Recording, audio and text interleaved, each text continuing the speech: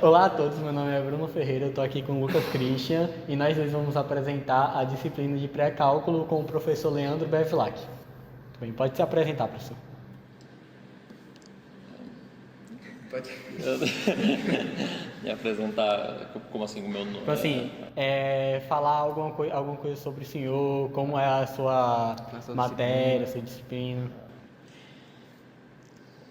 Bom, eu sou físico de formação, mas aqui na UFRN eu trabalho na Escola de Ciência e Tecnologia, na área de matemática. Então eu dou disciplinas, varia de semestre para semestre, mas são as disciplinas da parte da matemática, né? Então esse semestre eu estou dando matemática básica e modelagem, que é uma disciplina que já foi reformulada algumas vezes, já foi pré-cálculo, já foi matemática básica, já foi fundamentos da matemática, com alterações na ementa. Hoje em dia é matemática básica e modelagem. Sim, a primeira pergunta. Muito obrigado primeiro pelo senhor ter aceitado nosso pedido, porque demorou para o professor aceitar. Mas a primeira pergunta é: qual o objetivo principal da disciplina? O objetivo, o nome anterior deixava mais claro o objetivo, que era pré-cálculo, né? Era uma disciplina que preparava você para o cálculo, né? Com essa nova reformulação, que a gente mudou, inclusive o nome da disciplina para matemática básica e modelagem, a ideia é apresentar a matemática como uma ferramenta de modelagem para o mundo, né? Então, introduzir essas noções de você tentar descrever problemas usando ferramentas matemáticas. Mas mantém ainda o objetivo central de preparar o aluno para o cálculo, né? Especialmente com o assunto função, né? Para quando chegar em cálculo você conhecer bem. Pré-cálculo também, cálculo em geral, é uma disciplina que já tem, tipo assim, em diversos cursos, em todas as engenharias também, se eu não me engano, tem. Inclusive, no nosso no curso de TI, a gente também vai ter um semestre que a gente vai ter que pagar cálculo. Então, a sua matéria de pré-cálculo, como ela se relaciona com as outras disciplinas, assim, dos cursos no geral? O link dela principal é com cálculo mesmo, porque a gente vai cobrir. É basicamente um resumo de toda a matemática que você viu antes da universidade, né? Então, quando eu fiz faculdade, por exemplo, não tinha essa disciplina, a gente entrava direto em cálculo. Então tem um objetivo de meio que equilibrar os níveis, né? As pessoas, quem não viu trigonometria, por exemplo, revisar algumas coisas, mas principalmente é formar esse pensamento matemático que vai ser a base para o cálculo. Agora, evidentemente, quer dizer, ele vai estar intimamente ligado com qualquer coisa que use matemática, porque lá é a linguagem matemática do seu nível mais fundamental. A gente vê que os nossos professores, cada um ele ensina de uma maneira diferente. O professor de matemática elementar, ele dá a matéria inteira, dando exemplos, e quando chega no final, ele passa as atividades que ficam no final do slide, fala pra gente fazer, e no decorrer das aulas ele vai pedindo algumas atividades que a gente queira que ele faça pra gente entender como é que faz. Aí tem outros professores que fazem diferente, tem de inglês, que ela passa a matéria e depois passa uma atividade no final. Análise combinatória é a mesma coisa, passa a matéria inteira, faz algumas atividades, aí passa uma prova online assim no final. Como é que o senhor faz a metodologia do ensino da sua matéria? Em termos de questão de atividade, é isso. Eu, na aula, apresento exemplos ilustrativos. Os exemplos mais sofisticados geralmente são colocados como lista de exercício. Mas não tem... às vezes eu faço uma aula de exercício na véspera da prova para tirar a dúvida geral, né? O que geralmente eu não faço é eu selecionar os exercícios. Então é uma aula de exercício, mas é de tirar dúvida. Então eu fico lá, o que perguntarem eu respondo. Mas a metodologia é a apresentação mesmo do conteúdo diretamente e com eventuais exemplos e a lista de exercícios. A lista de exercícios é uma coisa que você faz em casa e aí você pode tirar dúvidas. Geralmente eu faço um grupo do Telegram com a turma e aí pode responder. Quem pergunta por e-mail, eu respondo por e-mail, no Telegram, eu marco um lugar na minha sala, enfim. Aí cada caso a gente vê como que faz para ajudar, mas eu sempre disponibilizo para tirar dúvida fora do horário da aula de aula. A área de exatas em si já é uma área, tipo assim, bem complicada para a maioria das pessoas, principalmente as avaliações. Falando ainda mais de cálculo em específico, já é muito mais complicado ainda do que outras matérias, por causa que tem aquela coisa diferente, tipo assim, Porque, por exemplo, no ensino médio, a matemática que a gente vê é totalmente diferente da matemática da graduação. Então, essa matéria de pré-cálculo também ajuda bastante. Só que como é feita a sua avaliação? Como ela é realizada? Qual a forma que o senhor gosta geralmente de realizar ela? Eu procuro enfatizar coisas mais conceituais. Então, geralmente, quando eu ponho nas minhas questões, não é conceitual, não me entenda mal, não é que eu pergunto o que é uma fração, não é nesse sentido. Mas, geralmente não ponho questões que são contas muito longas. Então, sei lá, dá para você resolver um polinômio do 4º grau, 5º grau, sei lá, uma coisa assim muito grande, com números muito grandes. Então, em geral, eu estou preocupado muito mais se a pessoa entende e opera adequadamente, né? Então, eu tento, às vezes, reformular um pouco a maneira que a coisa é perguntada, porque uma coisa que eu percebo é que, se você escreve uma equação do 2º grau, as pessoas aplicam Bhaskara, até quando não é para aplicar Bhaskara. Qualquer pergunta que eu faço, as pessoas aplicam Bhaskara e encontram X. Se não está igualado a zero, as pessoas igualam a zero e tacam Bhaskara. Então, é uma loucura, assim. Então, eu tento formular as perguntas de uma maneira não tão direta. Eu pergunto, por exemplo, olha, isso é uma função, eu pergunto qual é o menor valor que aquela função tem. E aí você vê que a função é uma função do 2º grau, portanto o gráfico é uma parábola. Então, se você olhar para o gráfico, você vai ver que o menor valor é o vértice. Então, eu estou te pedindo para calcular o vértice. Mas se eu pergunto diretamente, calcule o vértice, o cara tem uma formulinha na cabeça, ele calcula sem nem saber o que é o vértice. Então, nas perguntas eu tento fazer perguntas mais assim, conceituais nesse sentido, que precisa que o cara entenda o que ele está fazendo e não simplesmente fazer pergunta direta que tem um procedimento padrão para resolver. Sim, muito legal esse tipo de metodologia assim para a prova, porque realmente acaba fazendo com que os alunos consigam se exercitar mais assim na forma deles de pensar. Não é muito aquela coisa engessada de olhar mesmo para a questão e já imaginar como uma fórmula. Você trabalha, tipo assim, o conhecimento do aluno realmente e a forma dele interpretar aquilo. No nosso curso, por exemplo, a gente tem ME, que é Matemática Elementar, que é para o início, para a gente entender como é que funciona a matemática, a introdução de tudo. É uma das matérias de pré-cálculo. Que é a pré do cálculo, né?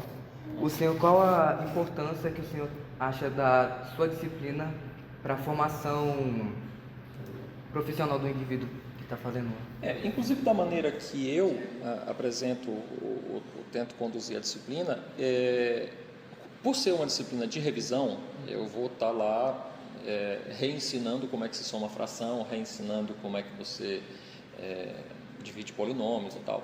Então, como tem esse caráter já de revisão, o que eu procuro fazer é não revisar do mesmo jeito que a pessoa viu no ensino médio. Então, por exemplo, quando eu vou falar de soma, eu tento enfatizar o fato de que a soma é uma operação binária, que tem certas propriedades, é comutativa, é associativa, que tem um elemento neutro, que aí quando você tem a ideia de elemento neutro, você tem a ideia de elemento neutro da multiplicação, e quando você for falar de composição de função, você tem um elemento neutro da composição de função, que vai ser a função f de x igual a x, né?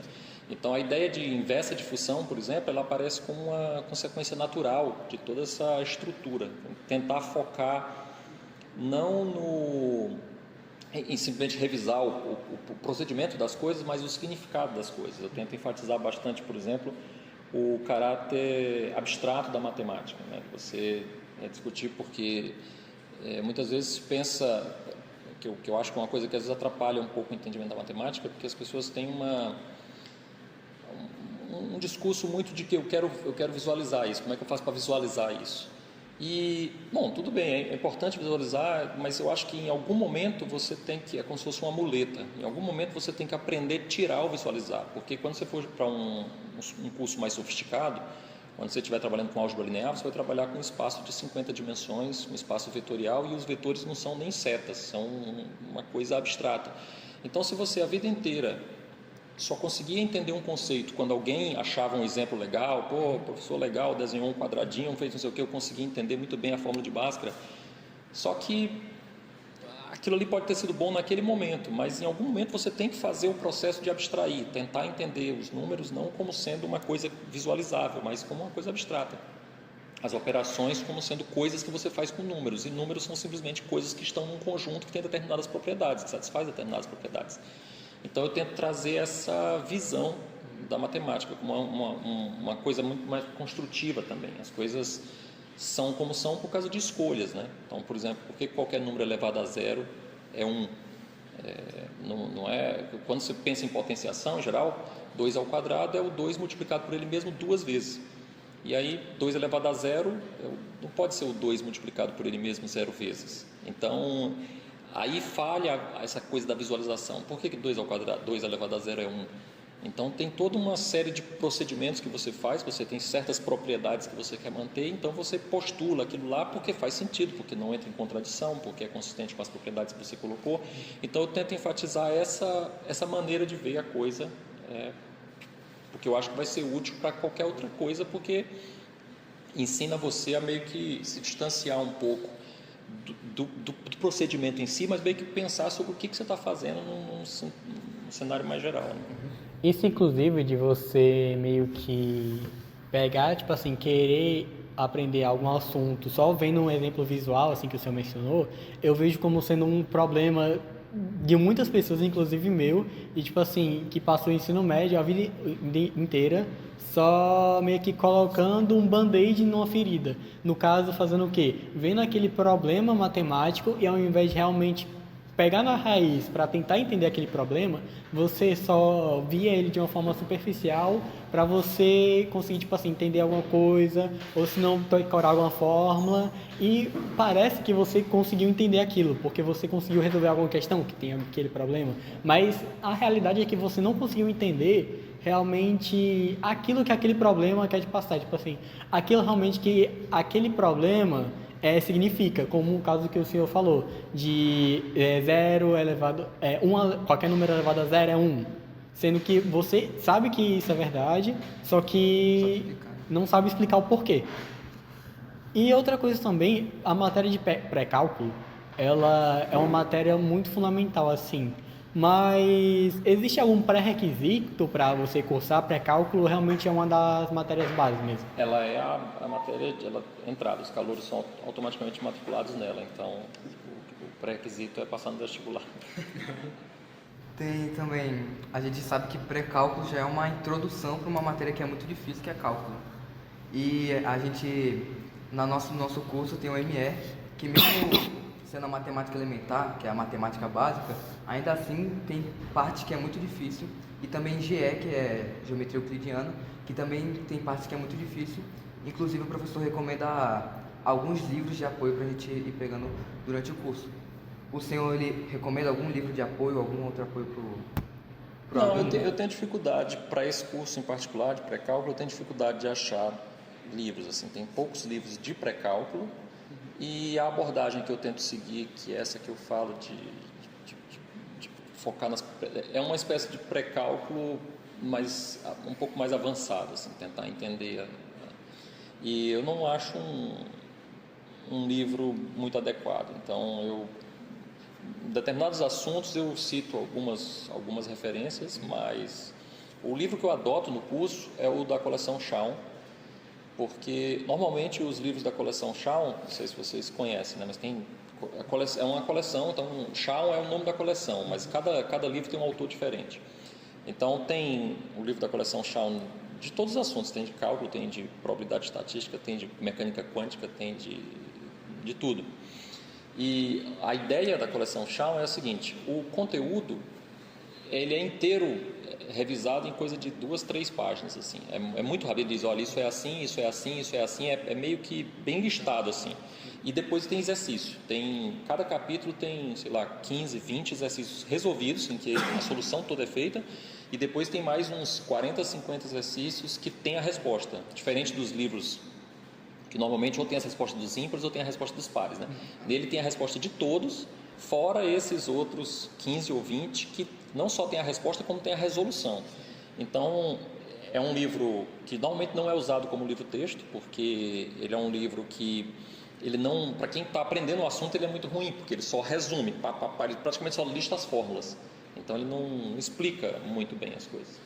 Mas para uma disciplina que tem esse caráter meio de revisão, assim, que você não é a primeira vez que você está vendo e tal, ele é muito bom porque ele tem muitos exercícios. Ele tem exercícios muito variados e como tem solução de tudo, solução de muitos e tem a resposta de todos, é o livro que eu adoto como principal, assim.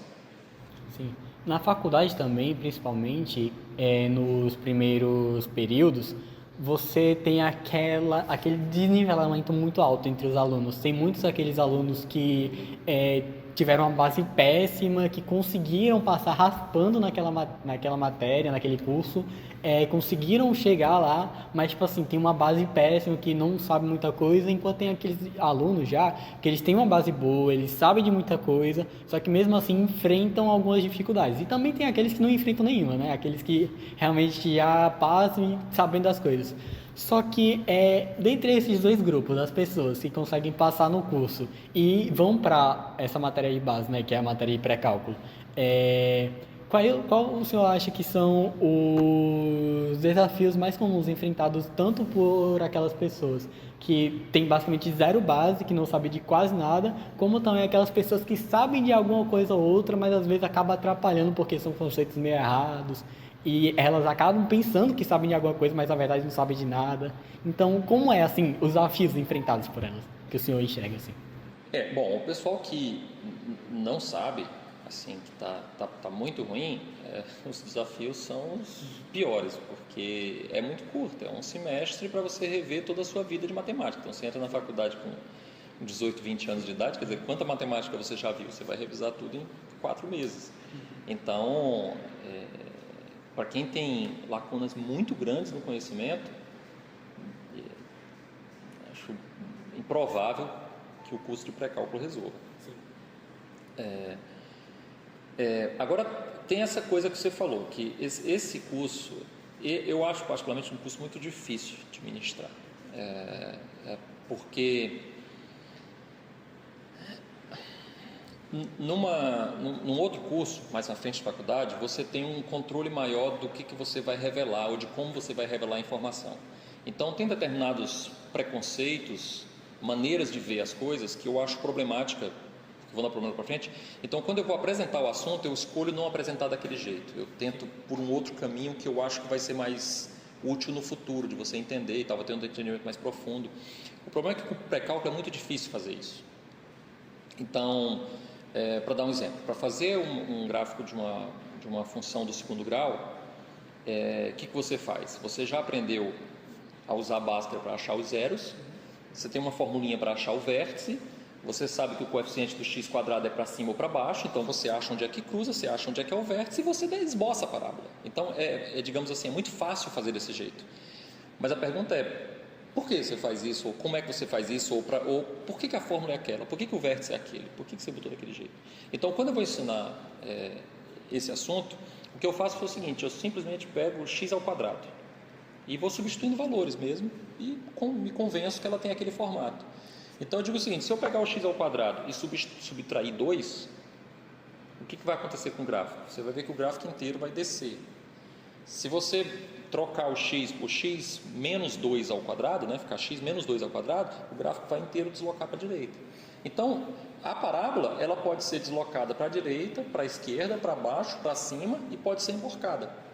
Com isso, todas as possibilidades de parábola são cobertas. Então, todos os gráficos de parábola são aquele gráfico original transladado ou ainda achatado. Ele pode também apertar um pouco mais ou fechar se você multiplicar o x ou dividir o x por alguma coisa e tal. Então a gente estuda tudo isso.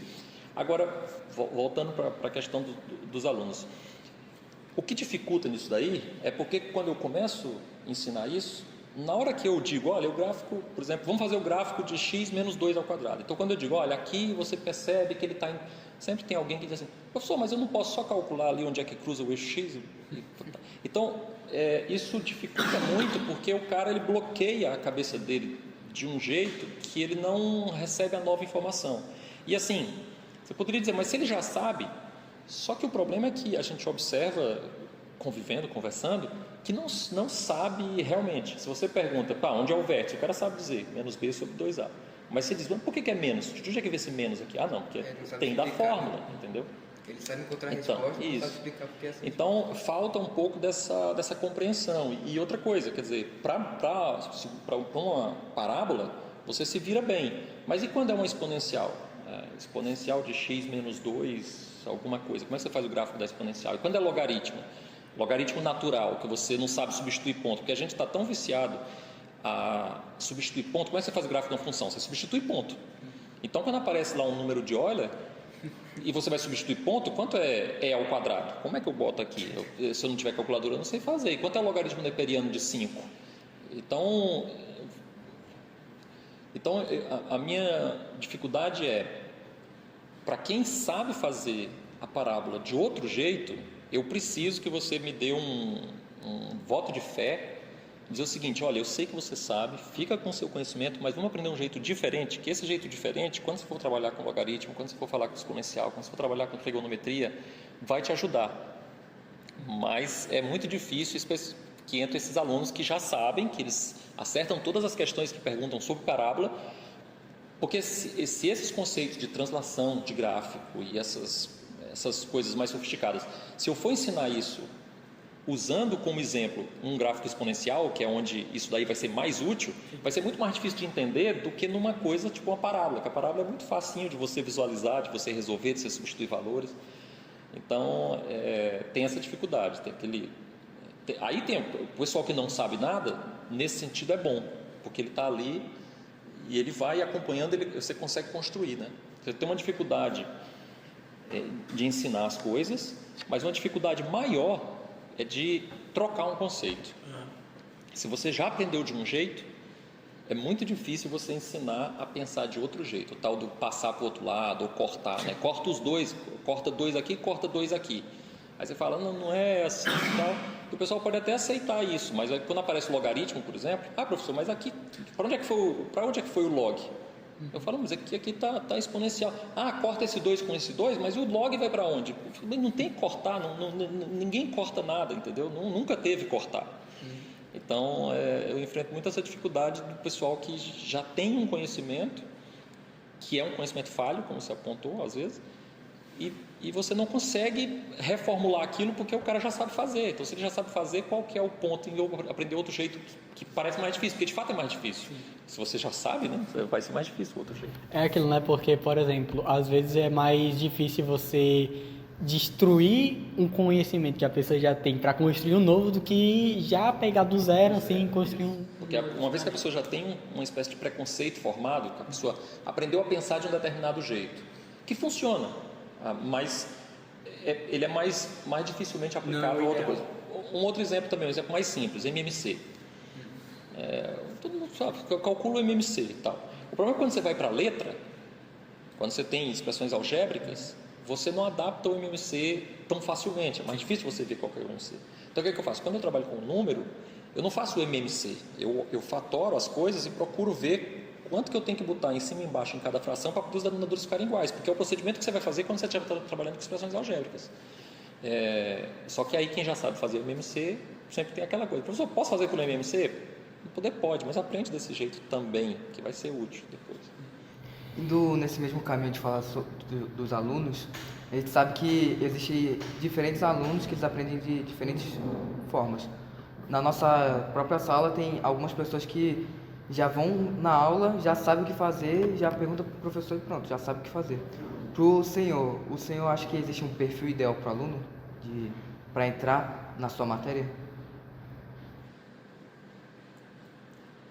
Na verdade, assim, a gente não escolhe, né? A gente se adapta ao que vem. A gente tem um propósito que a gente quer cumprir, que é formar as pessoas, e a gente se adapta. Então, se fosse para pensar no ideal, eu diria que o ideal era não ter esse aluno, porque o ideal seria que a pessoa entrasse para fazer cálculo. Se ela já passou 10 anos da vida dela estudando matemática, se ela já estudou função, se ela já estudou matriz, se ela já estudou logaritmo exponencial, o ideal é que ela entre e faça cálculo.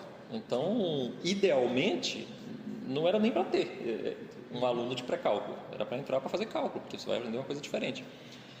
Mas, na prática, cada pessoa vem de um lugar diferente. Às vezes tem gente que não viu trigonometria, às vezes não é nem apresentado trigonometria na escola e tal. Então, fica essas lacunas, a gente tem que cumprir. E aí a gente trabalha com o que tem, não tenta, digamos, se abstém de escolher como é. Existem muitos professores assim que abdicam um pouco do seu tempo para poder realmente ajudar os alunos. Assim, ficam lá, por exemplo, aqui em TI, a gente também tem alguns professores que colocam lá um certo horário que ele vai estar na sala dele e deixa qualquer aluno chegar lá para tirar alguma dúvida, principalmente depois de prova. E para o senhor, como que é assim? O senhor deixa realmente os alunos virem falar com o senhor tipo, depois dos horas de aula? Como é para o senhor assim esse tempo para os alunos tirarem dúvidas fora de aula? Eu tenho um horário de atendimento, digamos assim, nominal, mas o que eu aos poucos fui percebendo que funciona melhor é que esse horário seja só meio para cumprir tabela, porque na prática as pessoas não vão, né, nesse horário. Quando algum aluno tem uma dúvida, em geral é difícil que ele espere esse momento. Ou ele vai antes, ou ele conversa na hora da aula, pergunta um pouco antes de começar a aula, um pouco depois da aula. Então, eu tentar acertar no começo do semestre que vocês todos vão ter dúvida nas quartas-feiras, às 14h, não funciona assim, né? Às vezes você pode esperar a dúvida, mas o que eu estou dizendo é que na prática as pessoas não esperam.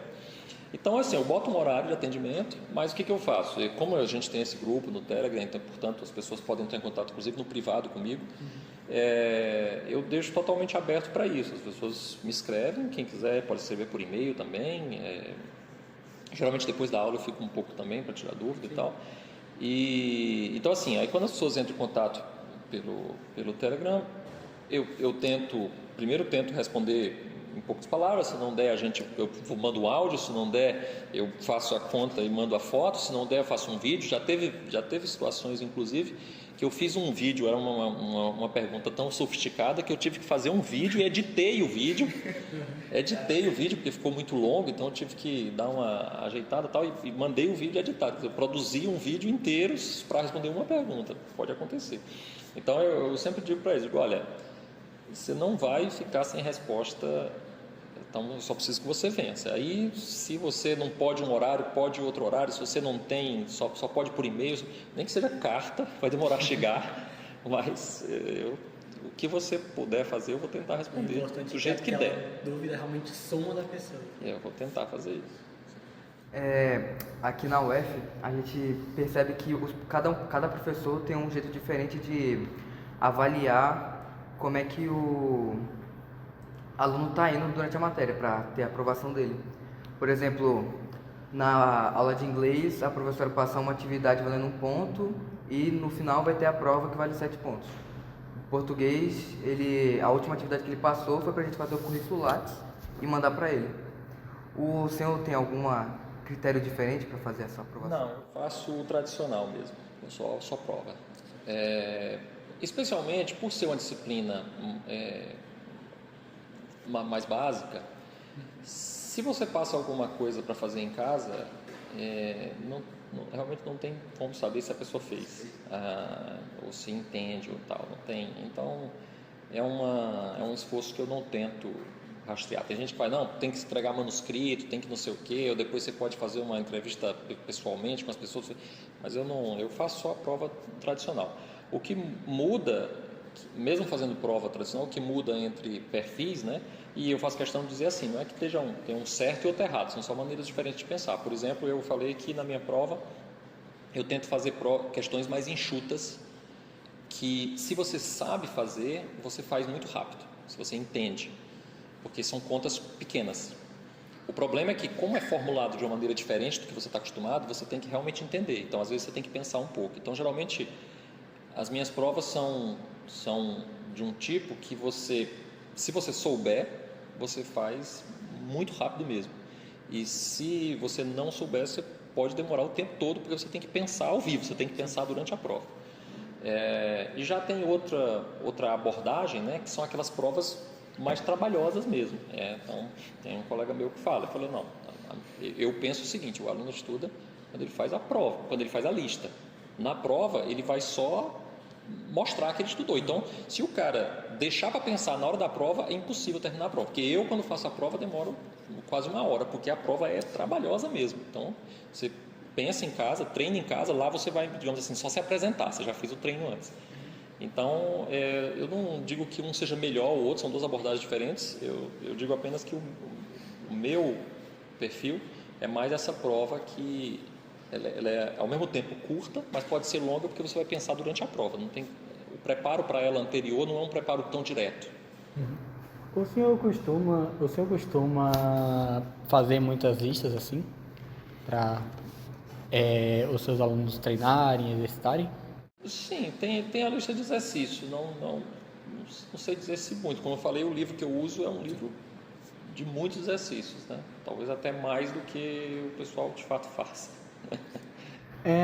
Geralmente também nessas matérias assim de cálculo, pré-cálculo, as pessoas têm muitas dúvidas. Tem algumas dúvidas, algumas perguntas padrões assim que o senhor geralmente escuta quase toda início de aula, alguma coisa assim do tipo?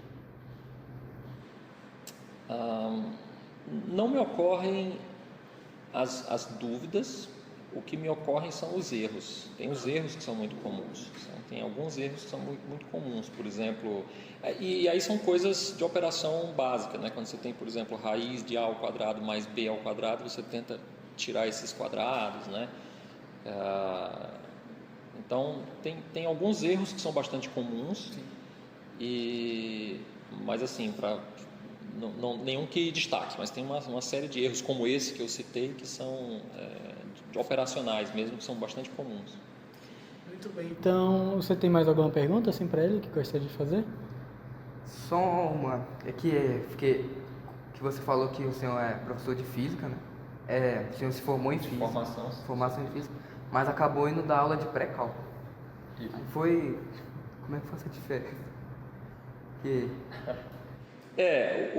Eu entrei na área de matemática, né? Então, assim, a resposta mais curta é porque foi o concurso que apareceu, eu estava apto a fazer, passei e o local me pareceu adequado e foi o que eu peguei para fazer, né?